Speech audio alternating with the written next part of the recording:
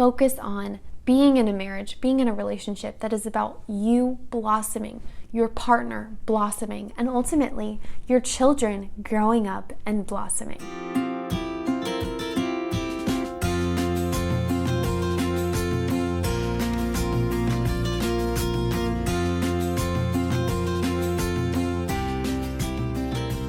Hello everybody and welcome back to my channel. My name is Caitlin and I run the blog called Mrs. Midwest. If this is your first time joining us, we are all giving you a very warm welcome. We are a lovely community, and speaking of lovely community, thank you to my returning subscribers and viewers.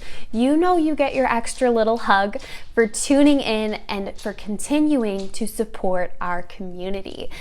I'm truly viewing you guys as my internet sisters, and I speak about this often, but never forget, ladies, there are women on every continent, I'm starting to believe almost every country, watching these videos. Just know you're not alone. We have older women, younger women, girls as young as 14, 15, women up into their glorious 70s. We are a dynamic community and we are so welcoming. So hello to our new viewers and welcome back to our previous viewers. So I am married. I do get questions quite often about marriage, about relationships, and we've only been married a little less than 2 years. So I really can't speak to how to make a marriage last for your whole life or anything like that. But I can speak to the process of choosing a man to marry. Today we're really going to be talking about what areas should we question and think about when looking for someone to marry so that we can maximize stability and minimize conflict. It's okay to undergo conflict in your life. We are all going to undergo conflict. But there's a difference between a relationship dealing with external conflict and internal conflict. Internal conflict is when there's actual issues between you two that maybe since the beginning have never quite been resolved. There's rubbing of personalities, there's rubbing of compatibility, maybe there's some issues, history, whatever. Whereas external conflict is things in life that you are going to have to deal with in sickness and in health. For richer or for poorer, you know, when you undergo financial hardships, when you undergo maybe sickness, or maybe when you have a miscarriage, maybe you'll lose a parent along the way. Those are external conflicts that will take a toll on your marriage. They will, because you're going to be grieving, you're going to be going through different times in life where life isn't wonderful. We have seasons in life. But the fact is, that kind of conflict is okay. Good marriages can withstand it. But when you have external conflict on top of a ton of internal conflict, that's when marriages really tend to just crash. Like they can't handle the breaking up from within and the breaking up from outside. It's just too much. The structure will fail. We're all going to have some sort of internal conflict, but there's ways to minimize that so that we can have more stable marriages. This isn't so we can look amazing on Instagram with our marriage. It's so that you can have an environment to thrive in. It's so that your husband can have an environment to thrive in. And ultimately, so that your children can have a nest to thrive and blossom in throughout their lifetime. So let's dive in. Let's begin with number 1. What is this person's character? Does he have good character? Now, I'm going to be saying this throughout the video, but you must remember, if you are looking for a high caliber partner, you have to be high caliber as well. Raise the standards for yourself if you're going to have high standards for other people. That's all I'm going to say. We're going to probably touch on that a couple more times. So does this person have good character? Why does this matter? Well, when you undergo life together, you are going to be undergoing so many opportunities in life to make the wrong choice, to make problems for your family, for your relationships, etc. Good character is extremely important as well because this will affect how he treats you throughout your lifetime. Will he be kind to you? Will he be generous to you? Is he going to want to listen to you?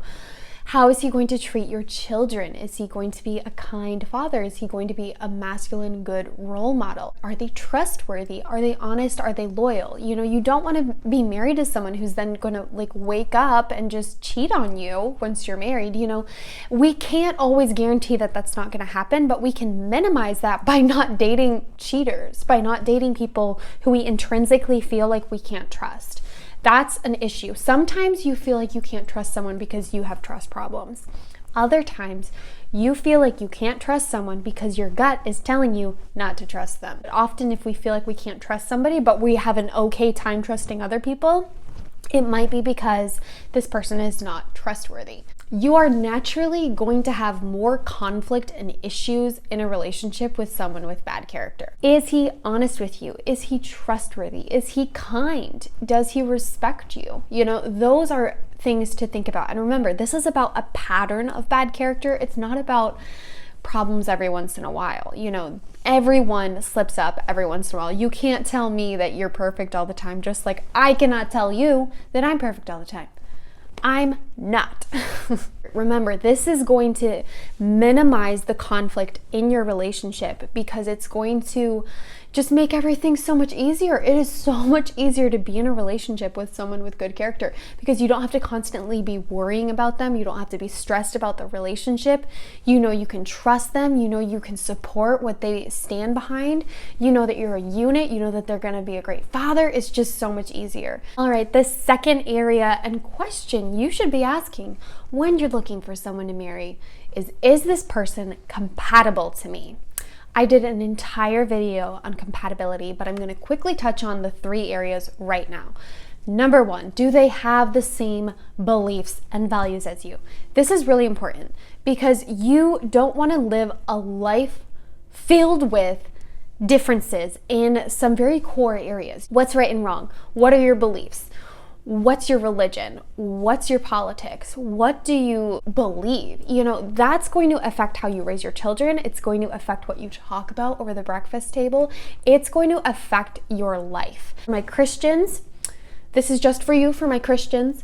It says in scripture, we're not supposed to be unequally yoked with somebody. We are not supposed to date non-Christians. We're especially not supposed to marry them. That applies to Christians. I don't know about other religions. Obviously, you guys are always free to do what you want, but just remember, you will thrive and blossom so much more if your partner shares your beliefs, shares your values, shares your religion especially, and shares your politics. You don't want to be arguing constantly at home about stuff like that. The second area of compatibility is about your future goals. This is highly important for all my wannabe homemakers and housewives out there. You want someone who wants that too. You can't marry somebody who wants you to have a lifelong career and then expect him to suddenly wake up one day and be like, oh, I'm okay with having a housewife. That usually doesn't work. We don't want to marry people in the hopes that they change to be what we want. We want to marry someone who already wants what we want. Future goals. Also, does he want children? That's highly important. I know a lot of you do want children. We want families. We want stable society. We want to continue the next generation. So does he want children? How many children does he want? It doesn't have to be super exact. My husband and I want different things in that area. I want 3 to 4 children. He wants 2 to 3. So we'll see what happens. We'll probably end up at 3. But it's important to recognize that there needs to be similarities in that area, even if it's not the exact same desire for the number or the timing or anything like that. And the third area of compatibility is emotional connection. Emotional connection is the spark between you. Does he get you? Are you able to share a laugh together? Are you attracted to him? Do you feel intrinsically connected to this person? This is why your well-meaning mother could set you up on a date with someone who shares your religion, your politics, and wants 10 kids just like you and wants to live in the country or whatever, but maybe you go on the date and there's no spark, and that kills the opportunity for the relationship. And we here in the West, we do love-based marriages, not arranged marriages mostly. So that love connection is something most people are looking for. That emotional connection is very important to a lot of people. So consider your compatibility in that area. Do you have an emotional connection? Right, the third area, it's going to be kind of short, but it is, does he love you?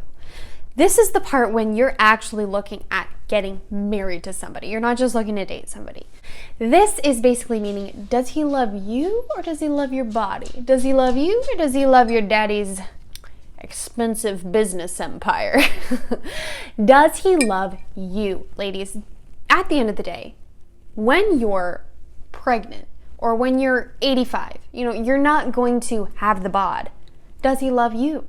That's important. Can he listen to your stories? Does he enjoy being around you? Second of all, this might be kind of hard to consider for some people, but women aren't the only ones that settle in relationships. I've seen a lot of marriage relationships end because the guy settled. I feel like you can really know when someone loves you and when they're just settling for you. And if you want, ask for your friends' opinions, ask for your family's opinions, ask for his opinion, see how he is, and remember, not all men express love in the same way. Some men, to show that they love you, they're not going to pull you into a hug and whisper sweet nothings into your ear, but maybe they're going to empty the dishwasher for you, or they're going to fix the oil in your car, or they're going to serve you in some way. Maybe some guys like to give gifts. Some guys like to just spend time with you. There's a lot of different ways that men can show that they love you. So don't just look for that sappy romance movie kind of behavior. I've seen some wonderful relationships where the guy's a little bit more just stoic, just living his life, but he loves his woman. If you look at his Instagram page, he only posts when he gets a new car or when it's her birthday. So basically, does he love you? Does he love you for who you are? Not your body, not your dad's expensive company, not anything you could give to him, not because you're popular. And does he love you in the sense that he's not settling for you? So I know that's a lot, but just consider he needs to love you if you're going to marry him. All right, my fourth part. This is now about you, ladies. Can you or do you respect him? Do you view this man as your equal or even better than you? Because if you're going to respect someone, you have to at least view them as your equal. And if you're constantly going around thinking you're way better than the guy you're with, or you think you're way smarter, way more successful, way prettier, way more popular, whatever, you're going to show him disrespect. That's just how it goes, because you have that superiority complex with him. And it's not really based on whether or not you actually are prettier, you are more popular. It's all about how you view yourself and how you view him. You need to be able to respect your husband if you want to have a thriving marriage. It's all about having that nurturing spirit that I talk about with femininity. And true nurturing femininity is naturally very respectful, because we're respectful not just of our husbands, we're respectful of everybody in the world. We're not going to mistreat the little creatures of the world, and we're not going to mistreat our husbands, we're not going to mistreat our parents, we're not going to mistreat our friends. I know a lot of people get their haunches up about the idea of respecting your husband, but what if someone told you to respect your friend? Respect your boss, respect your pastor, respect your mom, respect your dad, respect your husband. It's because you love him. It's because you want to have a thriving relationship, and a marriage and a relationship can't thrive on a foundation of disrespect. You couldn't even have a good relationship with your sister if you were very disrespectful to her. It's no different with a husband. I don't know why people get so up in arms about that. Maybe they think it's some sort of power dynamic, but there's really no power dynamic in showing someone you respect them. It doesn't mean you view them as superior to you. It means you view them as your equal. And that's what a marriage should be. It should be where two equally valuable people come together in a covenant, and the wife can respect her husband. If you respect your friends, does that mean you do everything they tell you to do? No. It means you're able to have a conversation about what's the best option. Same in a marriage. It's not respect your husband so he can order you around. No, it's respect your husband so that when things come up, you can have a good conversation about how to handle it. It's not you bossing him around, and it's not him bossing you around. It's respect. There's a partnership there, and it thrives. And don't we want to blossom in life, ladies? Don't we want to have a blossoming life, a blossoming marriage for us, for our children? We want to show our children how to be respectful. Start with your husband. All right, number 5, question, is this person healthy, or are they trying to be healthy? If we're looking to live a life where we're blossoming and thriving, we want someone who's blossoming and thriving as well, or trying to be. We're not all going to be the best version of ourselves right now, but we can at least be working on ourselves to improve. I talk about this all the time.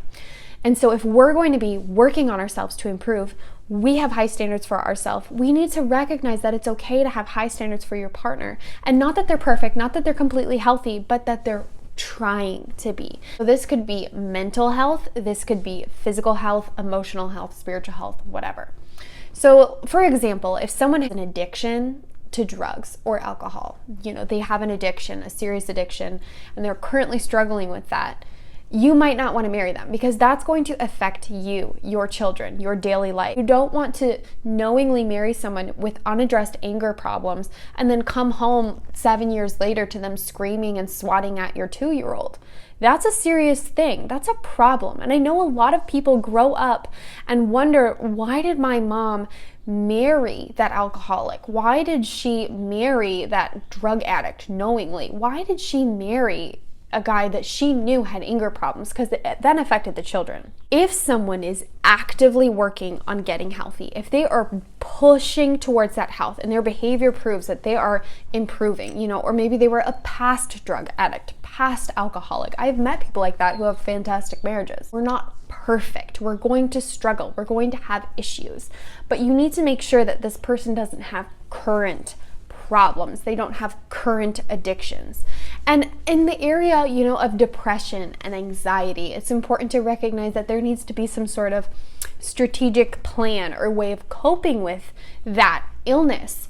We cannot romanticize mental illness.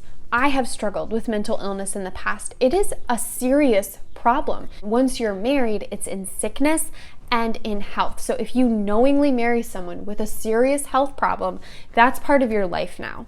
And you need to consider that. I'm not saying it's bad all the time to marry people with a serious health problem, but you need to take it into consideration. You can't forget that when you're focusing on whether or not to marry somebody. And again, with anxiety, with depression, so many people live with that and they're able to cope. But that's the important part, especially when you have children. You want an equal partner. You want someone who will parent with you. You want someone who will have time and energy for you too. And so there always needs to be a strategy. You don't have to be cured. You don't have to be perfect. You don't have to have perfect, stunning, gorgeous health. But you need to at least have ways to cope with those things. Make sure that your partner has a coping strategy. For physical health, we cannot guarantee never getting a disease or, going to war and returning deformed. That happens. But then there's health problems like alcoholism, like a drug problem, or a food addiction. It's important to recognize that a food addiction usually worsens over the lifetime if it's not dealt with. So if you marry somebody with food addiction, that will affect their energy for you and the children, their career, and they're not blossoming.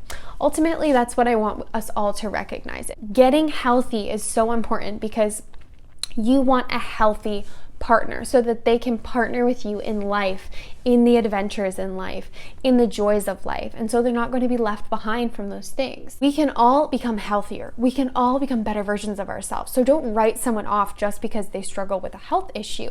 See what's going on. How are they dealing with their mental health? How are they dealing with their emotional health? If you're going to be making life your oyster, you want someone who's also doing that. You want to be with a partner who's actively reaching towards being their best self. Don't misunderstand me. You can totally marry someone with health problems, but just make sure that they have a coping strategy. You have complete discretion in these areas. I can't speak to every single situation, and there's so many nuances in life too. Like, these are just some general questions to ask.